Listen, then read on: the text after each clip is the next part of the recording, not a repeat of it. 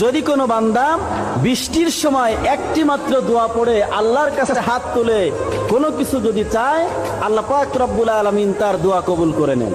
দোয়াটা কি? আল্লাহুম্মা সাজ্জিবান নাফিয়া।